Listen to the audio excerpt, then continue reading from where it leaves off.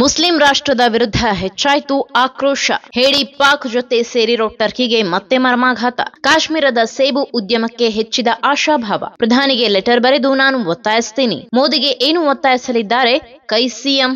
ಭಾರತದ ಪಾಕಿಸ್ತಾನದ ನಡುವಿನ ಸಂಘರ್ಷದಲ್ಲಿ ಭಾರತದ ವಿರುದ್ಧ ಪಾಕಿಸ್ತಾನಕ್ಕೆ ಡ್ರೋನ್ ಹಾಗೂ ಕ್ಷಿಪಣಿಗಳನ್ನು ನೀಡಿದ್ದ ಟರ್ಕಿಗೆ ಒಂದರ ಮೇಲೊಂದು ಆಘಾತವಾಗುತ್ತಿದೆ. ಭಾರತದ ವಿರುದ್ಧವಾಗಿ ಪಾಕಿಸ್ತಾನಕ್ಕೆ ವಿಮಾನ ಹಾಗೂ ಸೈನಿಕರನ್ನ ಕಳುಹಿಸುವ ಮೂಲಕ ಕಂಟ್ರಿ ದೇಶ ಟರ್ಕಿ ಪಾಕ್ನ ಕೊಳಕು ಕೆಲಸಕ್ಕೆ ಕೈಜೋಡಿಸಿತ್ತು. ಹೀಗಾಗಿ ಇಡೀ ದೇಶಾದ್ಯಂತ ಟರ್ಕಿಯ ವಿರುದ್ಧ ಭಾರತೀಯರು ಸಿಡಿದೆದ್ದಿದ್ದು ಬಾಯ್ಕಾಟ್ ಟರ್ಕಿ ಅಭಿಯಾನಕ್ಕೆ ಕರೆ ನೀಡಿದ್ದಾರೆ. ಈಗಾಗಲೇ ಭಾರತದ ಈ ಅಭಿಯಾನದಿಂದ ಟರ್ಕಿ ಸಾಕಷ್ಟು ಆರ್ಥಿಕ ಹೊಡೆತ ಅನುಭವಿಸುತ್ತಿದೆ. ಟರ್ಕಿ ಸೇಬು ನಿಷೇಧಕ್ಕೆ ಮೋದಿಗೆ ಪತ್ರ. ಆದರೆ ಇಷ್ಟೇ ಅಲ್ಲದೆ ಟರ್ಕಿಗೆ ಇನ್ನೊಂದು ದೊಡ್ಡ ಆಘಾತ ನೀಡುವಂತೆ ಹಿಮಾಚಲ ಪ್ರದೇಶ ಸರ್ಕಾರದ ಮುಖ್ಯಮಂತ್ರಿ ಸುಖ್ವಿಂದರ್ ಸಿಂಗ್ ಸುಖು ಅವರು ಪ್ರಧಾನಿ ನರೇಂದ್ರ ಮೋದಿ ಅವರಿಗೆ ಪತ್ರ ಬರೆದು ಆಗ್ರಹಿಸಲಿದ್ದಾರೆ. ಈ ಕುರಿತು ಖುದ್ದು ಮಾಹಿತಿ ನೀಡಿರುವ ಅವರು, ಮೇ 24ರಂದು ನಿಗದಿಯಾಗಿರುವ ಎಲ್ಲಾ ಮುಖ್ಯಮಂತ್ರಿಗಳೊಂದಿಗಿನ ಪ್ರಧಾನಮಂತ್ರಿ ಅವರ ಸಭೆಯಲ್ಲಿ ಟರ್ಕಿಯಿಂದ ಸೇಬು ಆಮದನ್ನ ನಿಷೇಧಿಸುವ ಬೇಡಿಕೆಯನ್ನ ರಾಜ್ಯವು ಔಪಚಾರಿಕವಾಗಿ ಎತ್ತಲಿದೆ ಎಂದು ಹಿಮಾಚಲ ಪ್ರದೇಶದ ಮುಖ್ಯಮಂತ್ರಿ ಸುಖ್ವಿಂದರ್ ಸಿಂಗ್ ಸುಖು ಅವರು ಸೋಮವಾರ ಹೇಳಿದ್ದಾರೆ. ಆಮದಾಗುವ ಸೇಬುಗಳ ಮೇಲಿನ ಸುಂಕದ ಏರಿಕೆಯನ್ನ ಕೇಂದ್ರವು ಪರಿಗಣಿಸಲಿ. ಗೌರವಾನ್ವಿತ ಪ್ರಧಾನಮಂತ್ರಿಗಳು ಇದೇ ಮೇ 24ರಂದು ಎಲ್ಲ ಮುಖ್ಯಮಂತ್ರಿಗಳೊಂದಿಗೆ ಸಭೆ ಕರೆದಿದ್ದಾರೆ. ನಾನು ಖುದ್ದಾಗಿ ಪತ್ರ ಬರೆಯುತ್ತೇನೆ ಮತ್ತು ನಾವು ಈ ವಿಷಯವನ್ನ ಗಂಭೀರವಾಗಿ ತೆಗೆದುಕೊಳ್ಳುತ್ತೇವೆ.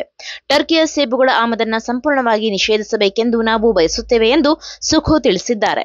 ಇನ್ನು ಟರ್ಕಿ ಮತ್ತು ಅಮೆರಿಕದಿಂದಲೂ ಸೇಬುಗಳು ಹಿಮಾಚಲ, ಜಮ್ಮು ಕಾಶ್ಮೀರ ಮತ್ತು ಉತ್ತರಾಖಂಡದ ಸೇಬು ಬೆಳೆಗಾರರಿಗೆ ಅಪಾರ ನಷ್ಟವನ್ನುಂಟು ಮಾಡುತ್ತಿದೆ. ಆಮದು ಮಾಡಿಕೊಳ್ಳುವ ಸೇಬುಗಳ ಮೇಲಿನ ಸುಂಕವನ್ನ ಹೆಚ್ಚಿಸುವ ಬಗ್ಗೆ ಕೇಂದ್ರವು ಪರಿಗಣಿಸುತ್ತದೆ ಎಂದು ಅವರು ವಿಶ್ವಾಸ ವ್ಯಕ್ತಪಡಿಸಿದ್ದಾರೆ. ಕಾಶ್ಮೀರದ ಸೇಬು ಉದ್ಯಮಕ್ಕೆ ಭರವಸೆಯ ಬೆಳಕು. ಭಾರತದ ವಿರುದ್ಧದ ದಾಳಿಯಲ್ಲಿ ಪಾಕಿಸ್ತಾನ ಬಳಸಿರುವ ಡ್ರೋನ್ಗಳನ್ನು ಟರ್ಕಿ ದೇಶವು ಪೂರೈಸಿದೆ.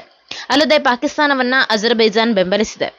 ಹಾಗಾಗಿ ಈ ಎರಡು ದೇಶಗಳ ಪ್ರವಾಸೋದ್ಯಮಕ್ಕೂ ನಿರ್ಬಂಧ ಹೇರಬೇಕು ಹಾಗೂ ಆಮದಾಗುವ ಸರಕುಗಳಿಗೆ ಕೇಂದ್ರ ಸರ್ಕಾರವು ಬಹಿಷ್ಕಾರ ಹೇರಬೇಕು ಎಂಬ ಕೂಗು ಜೋರಾಗಿದೆ.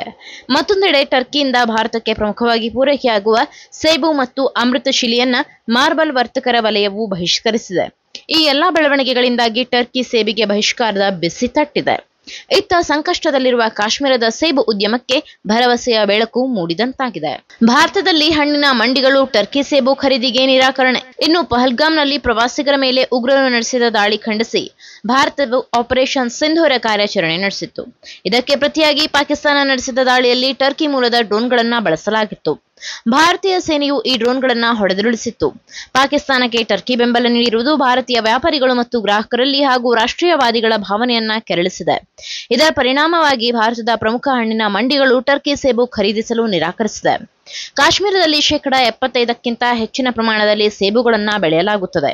ಇದೀಗ ಟರ್ಕಿ ಸೇಬಿಗೆ ಬಹಿಷ್ಕಾರ ಬಿಸಿ ತಟ್ಟಿರುವುದರಿಂದ ಕಾಶ್ಮೀರದ ಸೇಬಿಗೆ ಬೇಡಿಕೆ ಹೆಚ್ಚಾಗಿ ಲಾಭ ಸಿಗಬಹುದು ಎಂಬುದು ಸ್ಥಳೀಯ ಬೆಳೆಗಾರರ ನಿರೀಕ್ಷೆಯಾಗಿದೆ.